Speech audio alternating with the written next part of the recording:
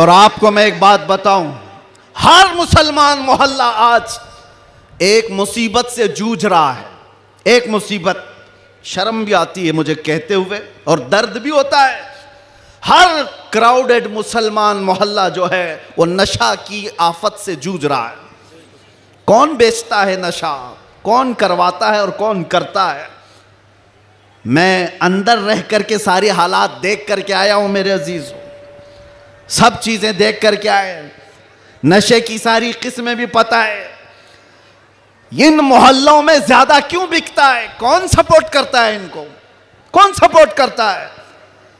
इसलिए कि दुनिया जानती है कि इनको नशा दे दे दे करके सुलाते रहो, इसलिए कि जिस दिन ये जाके कई लोगों की नींद हराम करते।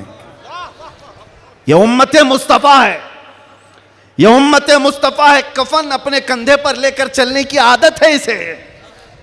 ये फाका कश मौत से डरता नहीं जरा, रूह मोहम्मदी इसके बदन से निकाल दो। अंग्रेजों ने 100 साल पहले कहा था। मैं आपको बता रहा हूं, नशा दे करके, हुस्न दे करके, माल की लालच दे करके, न जाने क्या क्या नशे में तुम्हें धुत कर दिया गया। लेकिन मैंने देखा है मेरे अजीजों, बरसों तक वो नौजवान जो नशा के एडिक्ट थे, सुबह शाम, और जिनको जानबूझ करके प्लानिंग के साथ नशा का एडिक्ट बनाया गया है। हम चाहते हैं हमारा हर बच्चा नशा से पाक हो। क्या आप चाहते हैं कि नहीं हमारे मोहल्ले नशे से पाक हो? लेकिन मैं उनको भी जानता हूं जो इन मोहल्लों को नशा बांटते हैं, वो किसके कारस्तानियां हैं, वो किनके कारिंदे हैं और किसके एजेंट हैं, पता है।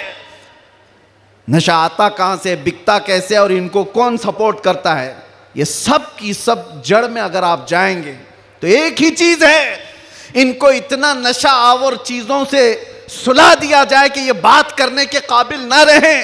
लेकिन मेरा विजदान ये कहता है, दुनिया ने सालों भर इनको नशा दे दे करके सुलाया। कभी कभार मैं भी सोचता था ये वो नौजवान है जो सुबह से शाम तक नशे में रहते हैं, या शाम को नशा ले ले तो सुबह तक उठने का कोई सवाल नहीं पैदा होता।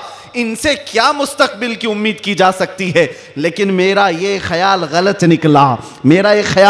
निकला, इसलिए कि सारी दुनिया मिल करके नशा बांट करके जिस कौम को सुला रही थी, हमने एक बार आई लव मोहम्मद कहा, हर मोहल्ला जागता हुआ नजर आ रहा है। नारे तकबीर किसने जगाया? नारे रिसालत, उलमाए अहले सुन्नत, किसने जगाया? मेरे अजीजों, हमने तो सुना था कुछ नशा ऐसे हैं जो 24 घंटे तक नहीं उतरते, कुछ नशा ऐसे हैं जो 36 घंटे तक नहीं उतरते, कुछ नशा ऐसे हैं जो 48 घंटे तक नहीं उतरते।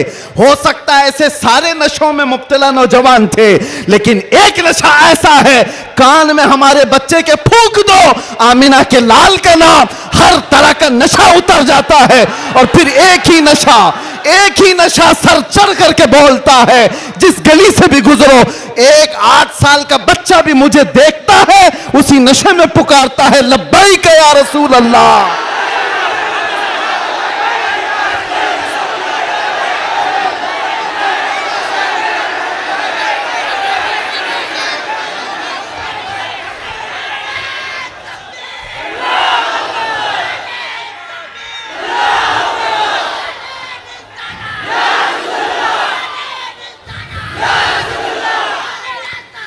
तवज्जो,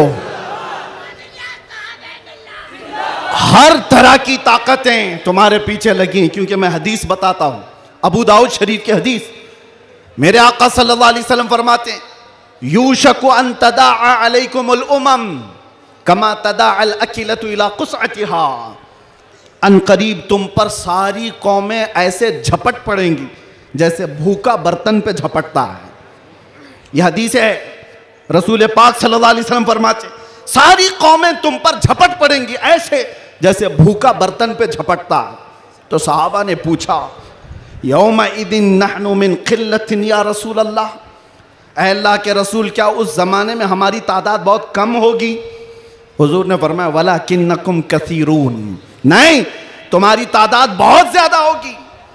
लेकिन मसला यह है, गुस्सा अन का गुस्सा इस्सैल, मेरे आका फरमाते हैं लेकिन ऐसे जैसे समंदर के झाग की तरह होंगे तुम, उड़ जाओगे। मैं उस झाग से खिताब नहीं करना चाहता जो हवाओं से उड़ जाए, मैं उन मोमिनीन से खिताब करना चाहता हूं जो आंधियों में भी जमीन पर बरकरार रहे, तूफानों में भी जमीन पर जमे रहे। इसलिए कि कुरान का हुक्म है, अल्लाह फरमाता है इन्नल्लज़ीना क़ालू रब्बुनल्लाह थुम्मा इस्तक़ामू, जिन्होंने ये कहा अल्लाह हमारा रब है, फिर उस पर जम गए, डटे रह गए, ततनज़्ज़लु अलैहिमुल मलाइका, कुरान कहता है अल्लाह उनकी मदद के लिए आसमान से फरिश्ते उतारता है, आसमान से फरिश्ते उतारता है। कुछ मुसीबतें आएंगी, कुछ तकलीफें आएंगी, लेकिन तुम्हें अपने ईमान के साथ समझौता नहीं करना है, तुम्हें अपने दीन के साथ समझौता नहीं करना है। बस मेरे अजीजों, वक्त बहुत कम है, मैं खुलासे की बात कर रहा हूं। अब मुझे बताओ कौन सा नशा इख्तियार करना चाहते हो? कौन सा नशा? एक नशा वो है जो शराब का है, जिसकी धुत में आकर के इंसान अपनी माँ और बीवी में फर्क नहीं कर पाता, और एक नशा वो है इश्क़ मुस्तफ़ा का, जिससे लबरेज होते ही आदमी चटाई पर बैठकर लौहे महफूज को देख लिया करता है। बताओ कौन सी बुलंदी पर जाना चाहते हो? ये वो नशा है जो 100-200 में लोग खरीद करके अपने जिस्मों को भी तबाह करते हैं और अपने ईमान का भी सौदा करते हैं। मगर मैं उस नशे की बात कर रहा हूं जिसका खुमार मौत क्या हश्र तक भी नहीं निकलता, नहीं निकलता, और जो इश्क़ मोहम्मदी में शराबूर हो जाता है, दुनिया क्या कर रही है उसे उसको कुछ फर्क ही नहीं पड़ता, कौन क्या बोल रहा है इससे उसे कुछ फर्क ही नहीं पड़ता। बल्कि अगर कोई आ भी जाए उसके पास के साहब हमारी भी कुछ तारीफ कर दो, तो इश्क़ मोहम्मदी में जो शराबूर होता है वो चहक करके यूं कहता है मैं गदा हूं अपने करीम का, मेरा दीन पारे ना नहीं। बरेली के इमाम इश्क़ व मोहब्बत, शराबे इश्क़ व मोहब्बत जिसने पी ली थी, उनके पास किसी ने गुलाब का फूल तोहफे में पेश किया, कहा कि हुजूर कबूल कर लीजिए, ताज़ा गुलाब बड़ा खूबसूरत है। तवज्जो ऐ नौजवानों, जब इश्क़ मोहम्मदी इसका नशा सर चढ़ता है तब फिर आदमी की कैफियत क्या होती है। गुलाब तोहफे में पेश किया, इमाम इश्क़ व मोहब्बत ने वो गुलाब लिया और देख करके कहा यह ऐसा गुलाब है सुबह खिलता है और शाम में मुरझा जाता है, मगर मैं उस गुलाब से मोहब्बत करता हूं जो कभी नहीं मुरझाता।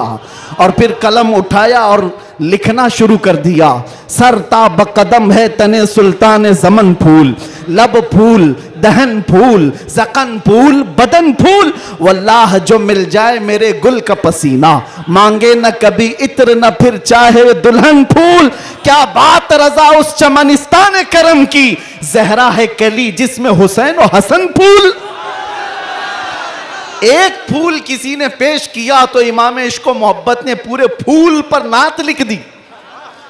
ये होता है जलवा इश्क़ मोहम्मदी, हर घड़ी उसको अपने महबूब का जलवा नजर आता है। इसीलिए अपनी तन्हाइयों में वो आशिक यूं कहता है उठा दो पर्दा दिखा दो चेहरा, कि नूर बारी हिजाब में है, ज़माना तारीक हो रहा है कि महर कब से नकाब में। ये कब तमन्ना करता है, एक आशिक तमन्ना करता है